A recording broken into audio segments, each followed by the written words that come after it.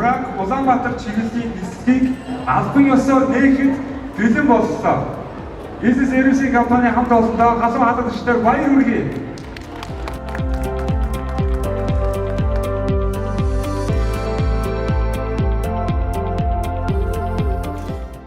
За, бизнес сервис компани маань өнөөдөр буюу 7 сарын 10-нд Чех улсын Праг хот руу 7 хоногийн 3 дахь хагасаа өдрүүдэд 2 удаагийн давтамжтай хуваарь нислэг эхлүүлэх гээд ингээд байж байна.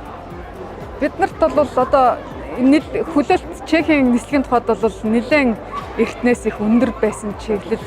Яагаад вэ гэхээр зэрэг түрүүний миний дурдсан нийт том шалтгааны нэг бол мэдээж Монгол улсын иргэд хамгийн ихээр оршин сууж байгаа улс бол Европын холбоонд оршин сууж байгаа улс бол Чех улс.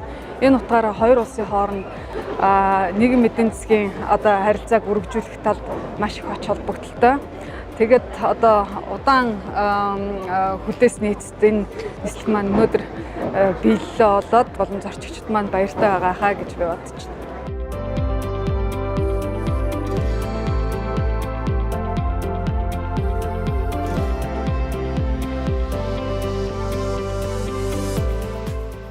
За, Монгол Улсын засгийн газраас 2023-аас 25 оныг Монгол зочлох жил болгон зарласан.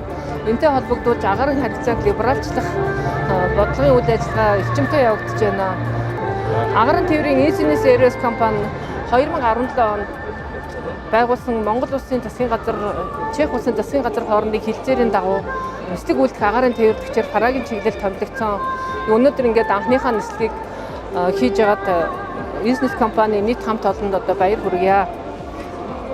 Ер нь бол наадмын өмнө нислэг эхэлж байгаагаар бас ач холбогдолтой. Яагаад гэвэл наадмын өмнө болон 7, 8, 9-р сард зорчигч урсгал эрс нэмэгддэг Монгол зорчлох жуулчдын урсгалтай уялдуулж энэ нислэгээ нээж байгаа нь цаашид ингээд нислэгийн үйл ажиллагаа тогтвортой өргөжж хөгжөхөд бас тусдагхан болно гэж үзэж байна. Ингээд бизнес компани нийт хамт олондоо тэнгэрэн цэлмэг буултан зөөлөн байх болтугай гэдэг ерөөл дэвшүүлье.